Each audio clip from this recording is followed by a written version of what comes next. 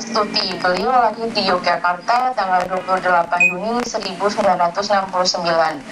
Alamat beliau di Perumahan Abdi Negara Permai, Jalan Kresna 3, nomor 14, Bojanegara, Padamara, Kabupaten Purbalingga, Jawa Tengah. Unit kerja beliau sekarang mengajar di SMK Negeri 2 Purbalingga.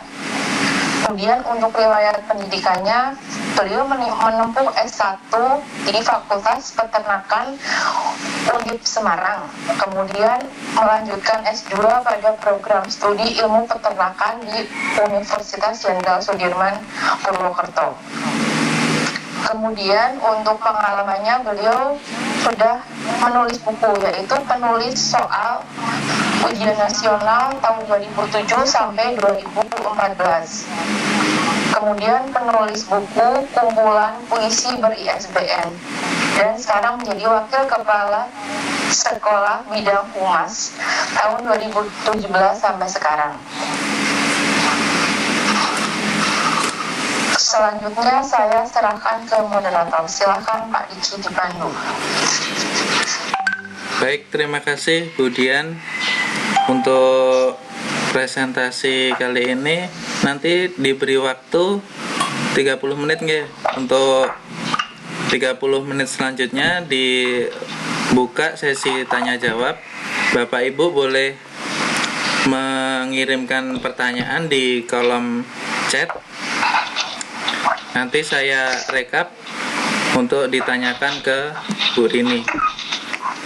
Bu Rini sudah siap? Selamat pagi, salam sehat selalu untuk guru hebat se-Nusantara.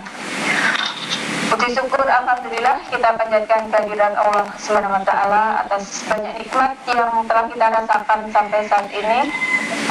Dan sebelumnya izinkan kami menyampaikan ucapan terima kasih kepada Bapak Wahono SPD selaku Ketua Gumun, kemudian Bapak Ibu Guru, Bapak Ibu Instruktur atas bimbingannya, kemudian Bapak Ibu Guru hebat se-Nusantara yang telah bergabung di Pikon kali ini, dan terkhusus kepada Bapak Rahmat Sugeng Suryana atau Pak Nanang, serta Bapak Ibu kelompok Gumun 4, kelompoknya Ageng Serang atas bantuan dan supportnya hingga tugas dikdar pembuatan SAT sebagai media pembelajaran dapat terselesaikan. Baiklah, pada kesempatan kali ini materi yang akan kami sampaikan yaitu adalah materi untuk peserta didik kelas 11 jenjang SMK Program Keahlian Agribisnis Ternak Unggas pada semester 5, yaitu KD 3.11 mempersiapkan kandang dan peralatan agribisnis pembibitan ternak unggas. Di mana di KD ini materi yang akan dipelajari di dalam materi mempersiapkan kandang dan peralatan agribisnis pembibitan ternak unggas, materi yang dipelajari yaitu mempersiapkan kandang, kemudian mempersiapkan peralatan kandang. Tujuan akhir dari mempelajari materi ini adalah peserta didik diharapkan mampu menyiapkan kandang dan peralatan kandang sebelum kegiatan pemeliharaan unggas, dalam artian kandang dan peralatan itu sudah siap sebelum ayam masuk ke dalam kandang atau sebelum ayam datang. Kemudian materi yang pertama,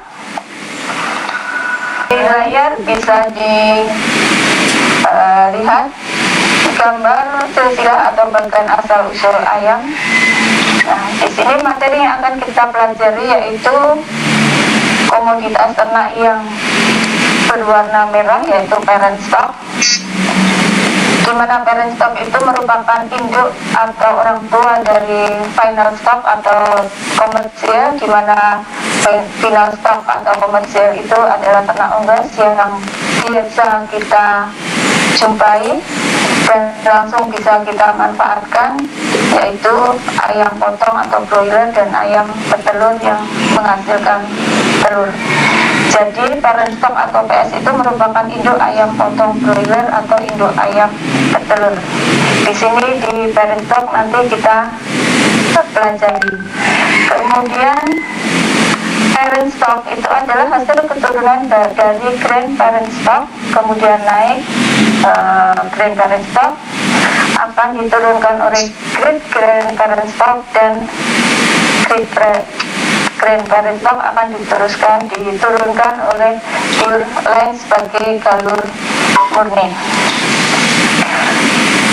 Dalam pemeliharaan parent stock itu terdiri dari ayam jantan dan betina, dan jantan dan betina itu melakukan perkawinan sehingga akan menghasilkan telur yang akan ditetaskan dan menghasilkan DOC atau day old chick.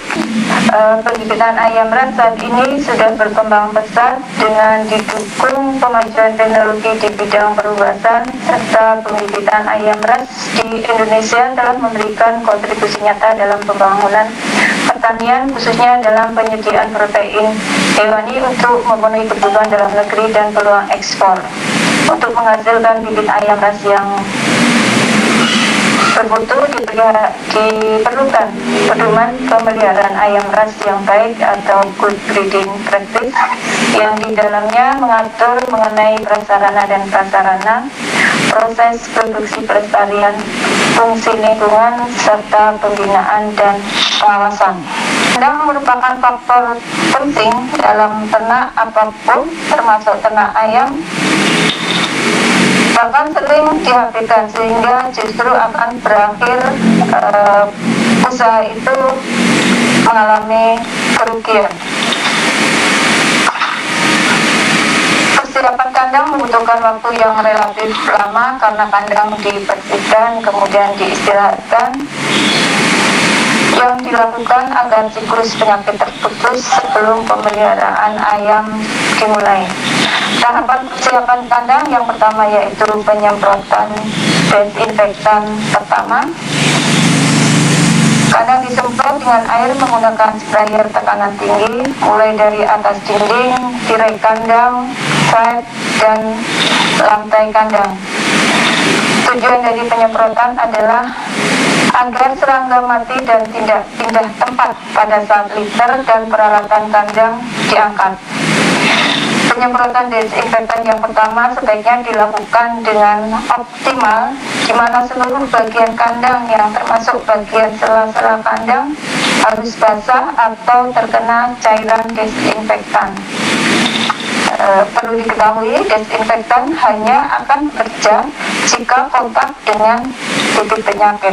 Oleh karena itu, penyemprotan desinfektan yang pertama kali sebaiknya menggunakan jet spray yang bertekanan tinggi. Kemudian langkah yang selanjutnya yaitu membasmi tikus dan hewan liar lainnya atau hewan pengganggu. Kemudian dilanjutkan dengan pengeluaran peralatan kandang. Di dalam kandang ada feeder, tempat pakan jantan betina, kemudian sangkar itu digantung, alas sangkar.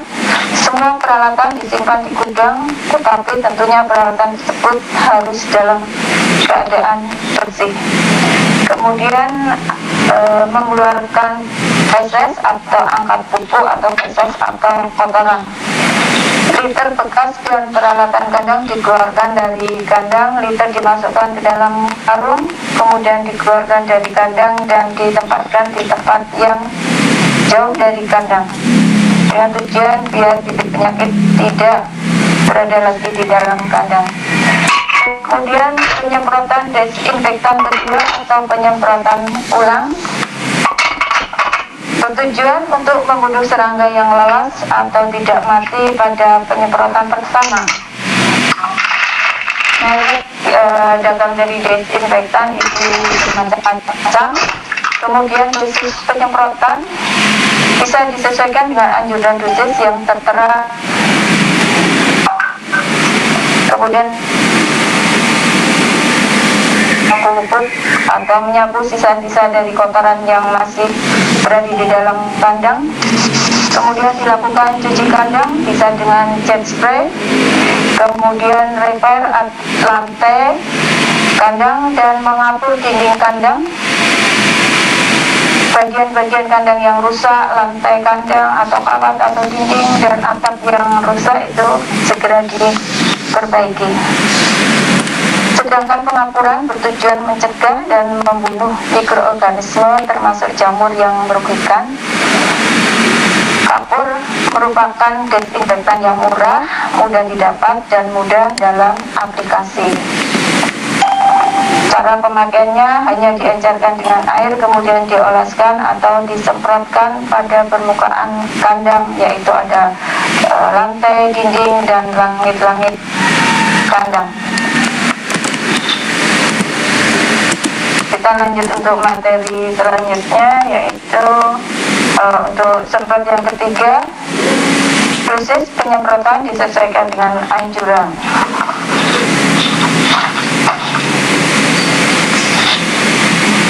Kemudian peralatan dan perlengkapan yang digunakan di kandang harus selalu dalam keadaan bersih. Peralatan dan perlengkapan yang kotor mengundang bibit atau hewan-hewan liar masuk ke dalam kandang yang dapat menularkan penyakit pada ternak. Kebersihan peralatan dan perlengkapan kandang harus dikontrol sesering mungkin. Pengontrolan peralatan dan perlengkapan seperti tempat pakan, tempat minum, dan kotoran ternak dapat dilakukan bersamaan dengan pemberian pakan. Kemudian penataan letak bangunan kandang dan bukan kandang di dalam lokasi pembibitan unggas. Memperhatikan hal-hal sebagai berikut. Yang pertama, bangunan kantor dan mes karyawan harus terpisah dari bangunan perkandangan. Tata letak antar bangunan itu menjamin tidak terjadi pencemaran yang berasal dari ternak tua kemudian ke ternak muda. Biasanya di dalam peternakan, di dalam farm, ternak muda itu berada di depan. Begitu kita masuk di area peternakan, pasti kita jumpai ternak dengan umur muda itu berada di depan. Dan harapannya setelah masuk di kandang yang ternak muda, tentu saja di situ tidak terdapat banyak penyakit.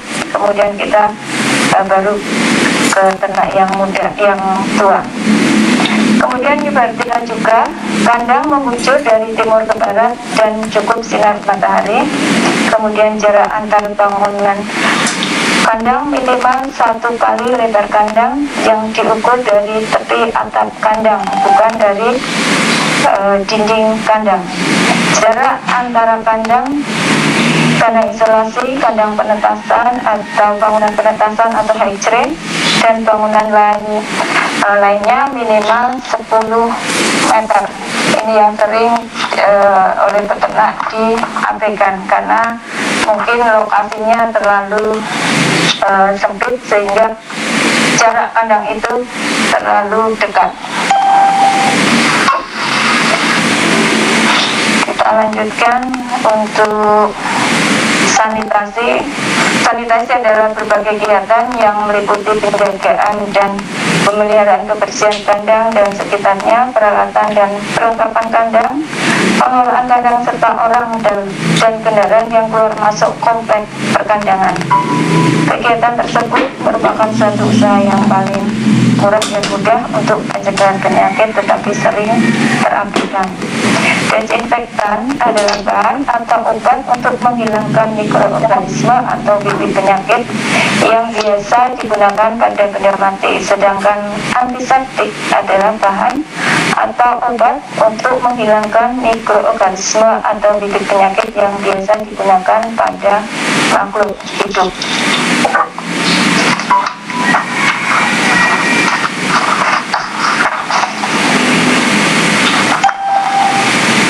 Kemudian di dalam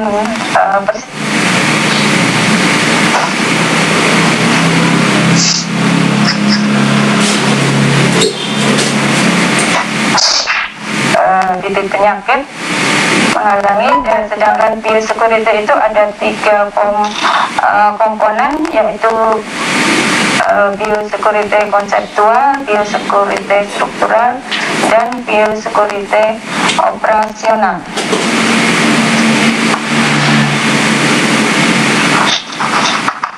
Kemudian lanjut untuk biosecurity konseptual itu merupakan program pencegahan penyakit yang meliputi pemilihan lokasi farm atau lokasi peternakan di daerah tertentu yang bertujuan untuk memisahkan populasi ayam berdasarkan jenis ayam atau umur dan menghindari kontak dengan unggas lain. Sehingga di dalam membangun suatu peternakan itu harus memilih tempat yang jauh dari peternakan yang lainnya.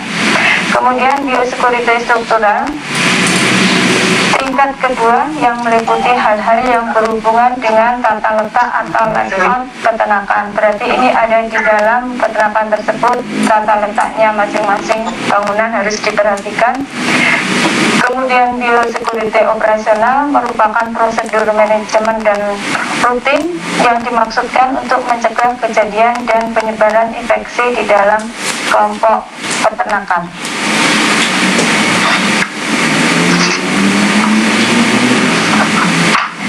Kemudian objek-objek biosecurity itu ada manusia atau orang, di mana manusia atau orang itu apabila masuk di area peternakan itu harus melakukan penyemprotan dengan desinfektan dan menggunakan ADP yang lengkap. Kemudian untuk barang pun juga harus dilakukan masuk di dalam box ultraviolet itu di mana mungkin barang-barang itu ada menempel di detik sehingga dengan sinar ultraviolet akan mati. Kemudian kendaraan baik mobil maupun sepeda motor yang masuk di area peternakan juga akan dilakukan penyemprotan, dan area perkandangan sendiri juga akan dilakukan penyemprotan secara rutin.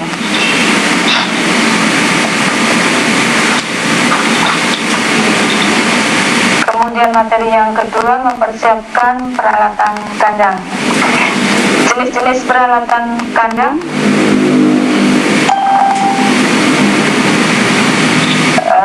diatur di dalam Peraturan Menteri Pertanian tentang pedoman pembibitan ayam ras yang baik. Jenis peralatan kandang itu terdiri dari pemanas buatan atau brooder atau heater,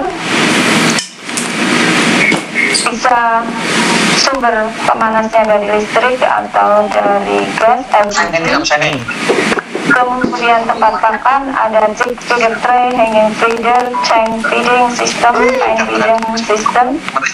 Kemudian tempat minum itu ada galon drinker, PVC drinker, nipple drinker. Kemudian ada tempat bertelur atau nest box atau sangkar telur. Kemudian alat timbang, alat pengaturan cahaya, alat pemigasi telur, dan alat pembawa telur atau bagi telur atau X-ray. Peralatan lainnya ada alat potong paruh atau debiker.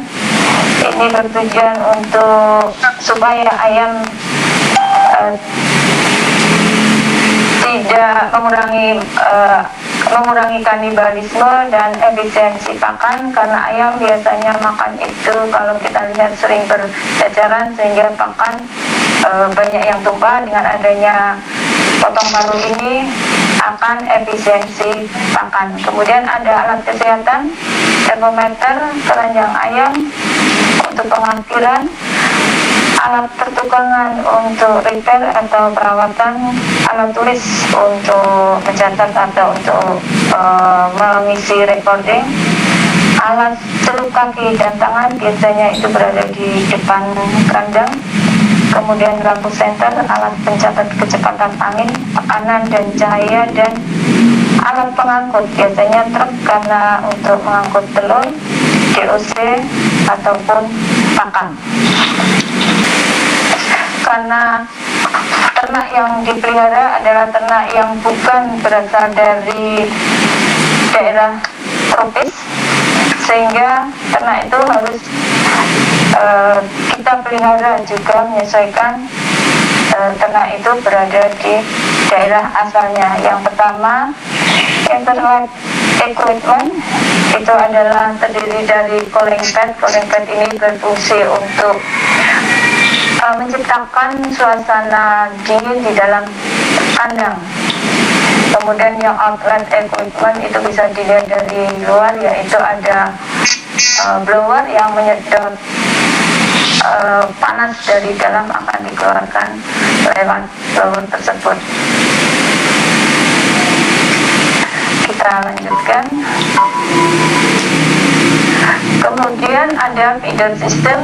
Di sana ada female feeder, itu berbentuk panjang. Kemudian kalau feeder itu tempat pakannya berbeda, karena ini untuk betina harus ada grillnya, ada pembatasnya, sehingga diharapkan ayam jantan tidak bisa makan di tempat pakan yang betina. Oke, lanjut.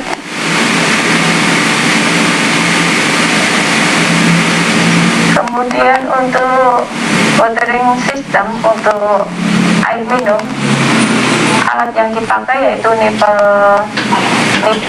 Apabila nipple itu disentuh oleh ujung paruh ayam, air akan keluar. Kemudian ada light system, pengaturan atau pengontrolan dari cahaya di dalam kandang. Kemudian kita lanjutkan untuk lens system atau sangkar yang ada di dalam kandang ayam pembibitan. Itu ada manual lens, itu dimana ayam akan ditaruh di dalam sangkar, kemudian karyawan atau anak kandang itu akan mengambil secara manual. Kemudian ada yang auto lens, itu ayam bertelur di dalam kandang dan telur itu akan turun di sangkar, di bawah sangkar, dan telur itu akan berjalan sendirinya keluar kandang, dan operator kandang sudah siap di luar kandang untuk melakukan pengepakan telur.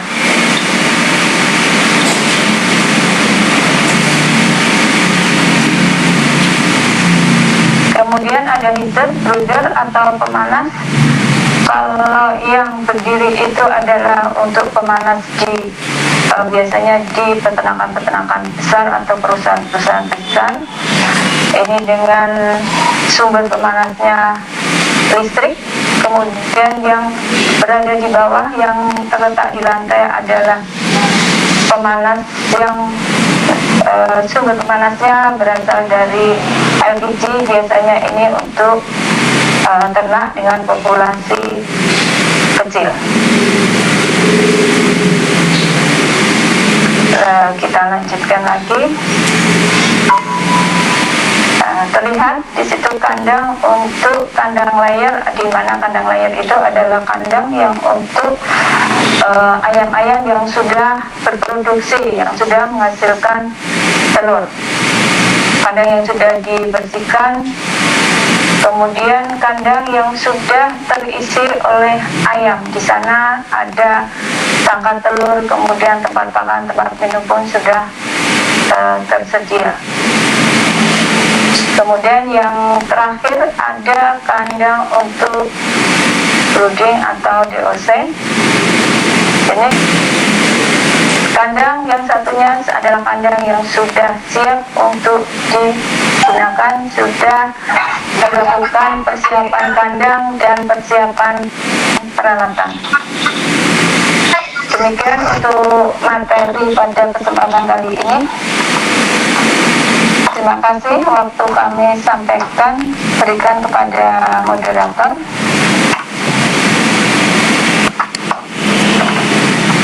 Baik, terima kasih Bu Rini.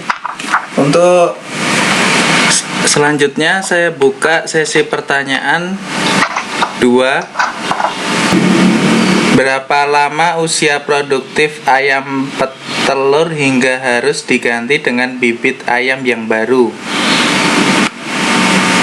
Monggo Bu Rini dijawab. Terima kasih untuk pertanyaan dari Pak Susilo. Kami mencoba menjawab. Lama usia ayam itu berproduksi atau bertelur itu kurang lebih umur 99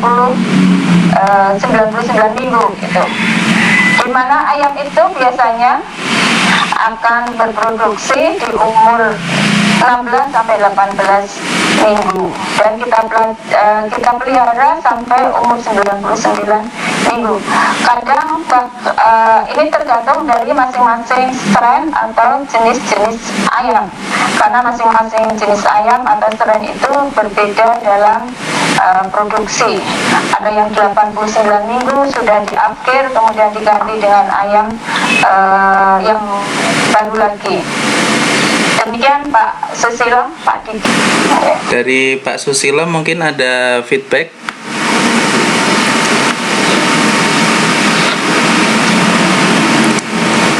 Halo.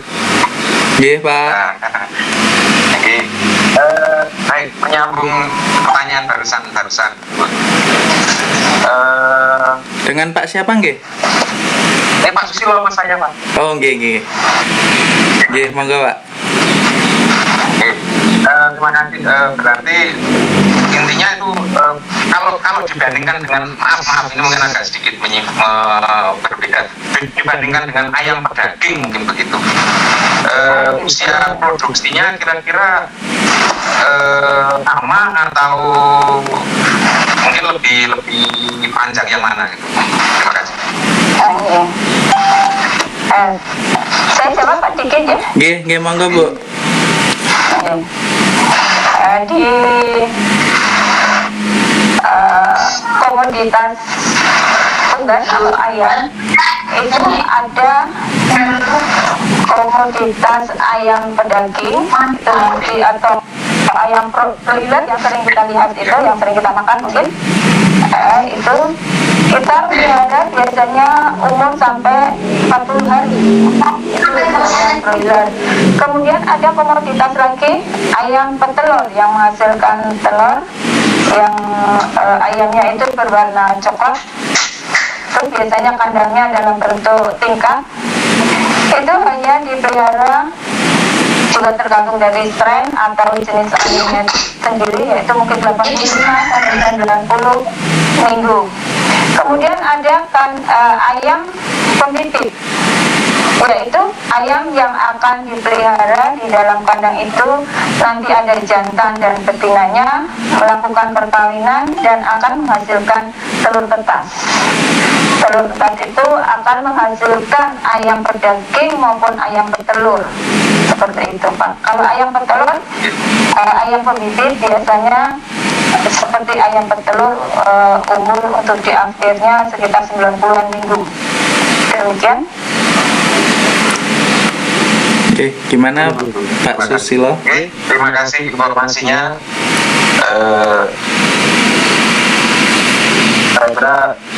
Saya terima kasih dulu. Terima kasih Pak Susilo. Untuk ciri ayam petelur itu sudah memasuki usia nggak produktif itu cirinya gimana Bu? Oke, untuk saya coba menjawab ya.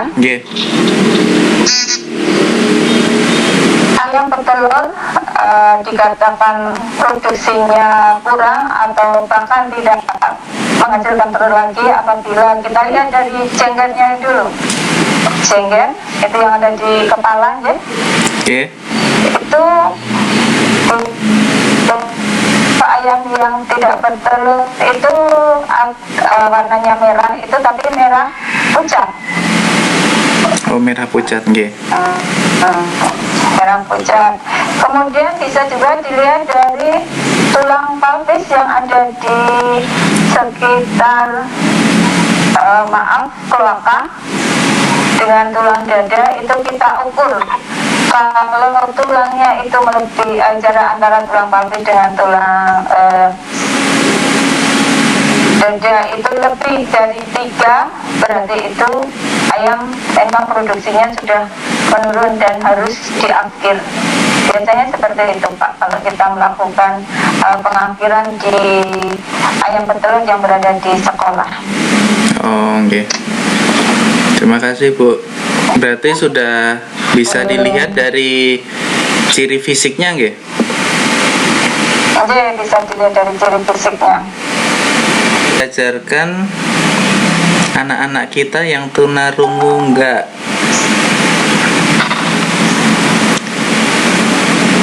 Kalau di misal materinya Ibu Rini ini bisa diterapkan di sekolah luar biasa atau tidak gitu nggih?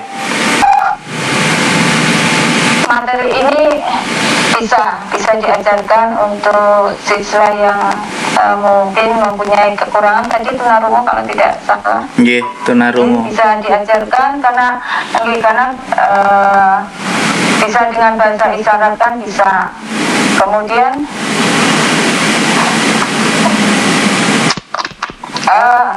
materi ini pun mudah untuk dilakukan, asal nanti ada kandang, ada komoditasnya ayam.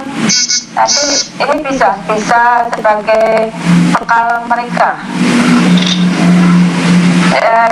Sampai untuk melengkapi kekurangannya bisa diajarkan materi ini, dan nanti mungkin bisa mereka mengaplikasikan di rumah. Sangat bagus sekali ini sebagai tambahan Bu Sri. Ya. Oh, nggih. Ya, nggih. Kemudian Terima kasih Bu Rini. Tapi maaf saya tambah langsung ini. Tapi sepertinya modalnya paling besar itu ya Bu Rini. Iya itu. Enggak begitu. Harus lahan yang luas kan Bu. Bisa dimulai yang kampung dulu, Bu. Enggak apa-apa. Ya, karena Yang kampung berapa ekor? Oh gitu ya. Maksud kami kan anak-anak kami yang berkebutuhan khusus, kalau sudah SMA kan memang diarahkan ke hal-hal yang untuk nanti kebutuhan hidupnya gitu, mencukupi kebutuhan hidupnya. Dan materi ini saya lihat sangat bagus. Hanya saya pikirkan bahwa ini perlu budget yang tinggi nih, gitu saya pikir. Bisa ya, nggak terlalu besar itu dulu, hanya berapa ayam gitu bisa ya Bu? Bisa Ibu, bisa kita pelihara satu yang jantan misalnya. Ini khusus untuk yang bibitan karena nanti akan menghasilkan telur tetas kemudian ditetaskan ya. Bisa satu jantan mungkin dengan 5 yang betina, nanti kan ini akan menghasilkan, kalau kawin akan menghasilkan telur. Kemudian bisa telurnya dirami oleh betinanya atau bisa dengan mesin tetas. Mesin tetas pun juga bisa kita buat sendiri kalau tidak mampu untuk membeli itu.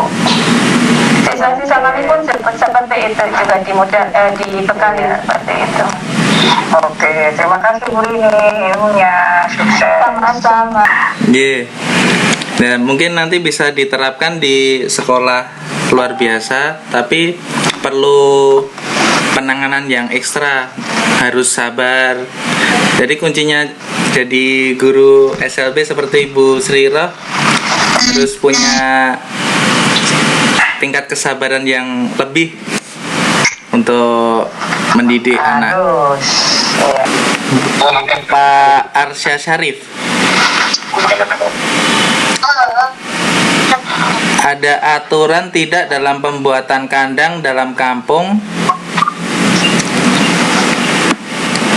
Apa harus ada jarak? Monggo Bu Rini. Panjang. Terima kasih, saya coba untuk menjawab. Terima kasih pertanyaannya. Untuk aturan pembuatan kandang, memang ada aturannya. Biasanya ada syarat-syarat lokasi kandang. Lokasi kandang yang pertama yang memang harus itu kan jauh dari penduduk atau rumah penduduk. Karena apa? Kalau dekat dengan penduduk berarti kan nanti penduduknya akan terganggu dengan kegiatan yang ada di kandang maupun dari limbahnya, sehingga harus jauh dari lokasi pemukiman. Tetapi kadang kalau di perkampungan itu karena ada permakluman, kalau untuk ayam kampung itu biasanya dekat dengan pemukiman. Kalau untuk perusahaan-perusahaan besar itu biasanya memang mereka mencari lokasi yang jauh dari pemukiman. Begitu Pak Diki. Oke. Berarti harus jauh dari kampung nggih. Ini ada pertanyaan lagi dari Pak Nanang. Penyakit apa saja yang sering muncul dalam memelihara ayam? Monggo Bu Rini. Terima kasih Pak Nanang pertanyaannya. Saya coba menjawab. Penyakit yang sering muncul di area peternakan yang menyerang ayam itu ada mungkin yang sering dilihat bisa ayam kampung, ND atau tetela, Newcastle disease. Ayam itu tidak banyak yang sakit, tidak banyak yang diserang penyakit, sehingga persiapan kandang maupun persiapan alat itu memang harus benar-benar dipersiapkan. Sanitasi kandang, tadi ada biosecurity, itu memang benar-benar harus diterapkan. Ini terutama untuk yang peternakan yang populasinya besar, populasinya banyak. Semua itu memang harus disiapkan, nanti akhirnya kita akan melakukan itu yang tidak kita harapkan. Demikian Pak Nanang. Yes. Biasanya untuk ayam-ayam yang kena penyakit itu tidak dikonsumsi Bu ya, berarti langsung dikubur gitu atau gimana Ibu? Atau bisa ditangani, diobati dulu? Ya. Terima kasih. Untuk ayam yang terserang penyakit itu tergantung penyakitnya. Kalau seperti yang dulu AI itu karena tidak bisa dikonsumsi sehingga harus dikeluarkan, ada yang harus dikubur, kemudian harus ada dibakar karena itu penyakit yang disebabkan oleh virus. Kemudian untuk penyakit-penyakit yang lainnya itu bisa diobati dulu Pak Nanang. Terima kasih. Bagaimana cara mengolah limbah yang dihasilkan oleh peternakan ini? Monggo Ibu Rini. Terima kasih pertanyaannya. Pengolahan limbah biasanya yang kita lakukan yaitu dibuat untuk kompos. Kalau memang tidak membutuhkan terlalu banyak, kita keluarkan, biasanya ada dijual, ada pembeli yang datang sendiri. Kalau pengolahan limbah biasanya hanya untuk praktek siswa saja.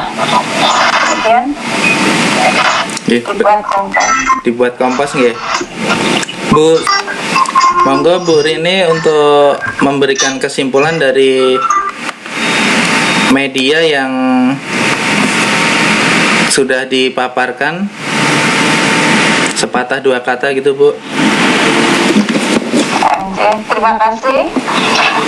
Untuk mengakhiri, sebelumnya kami akan menyimpulkan untuk media SAC ini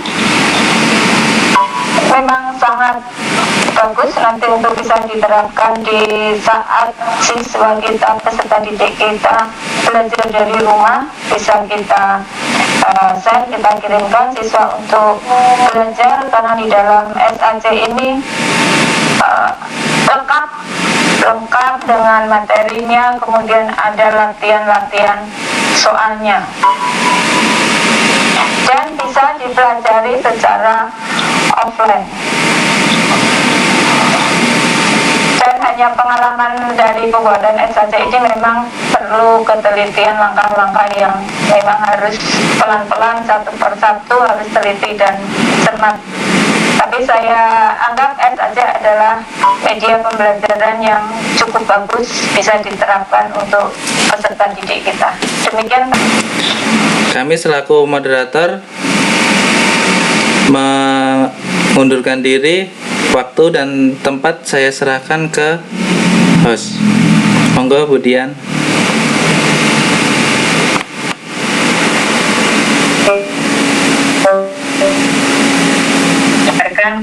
SAC-nya tentang peternakan pembibitan ternak unggas ini menarik sekali Ibu. Mungkin apabila ada peserta yang ingin bertanya lebih lanjut bisa menghubungi Bu Rini. Boleh kan Bu Rini? Boleh, monggo silakan dengan senang hati. Dan itu Bu Rini dengan senang hati membantu. Misalnya ada peserta yang ingin lebih jauh bertanya untuk kepada Bu Rini tentang peternakan unggas. Kemudian karena waktu sudah menunjukkan pukul 9 kurang sedikit lagi, saya akhiri untuk presentasi media pembelajaran SAC pada sesi 1 pada tanggal 20 Juni 2020. Saya selaku host mohon maaf apabila selama pemaparan presentasi ada salah kata, baik yang disengaja maupun yang tidak disengaja.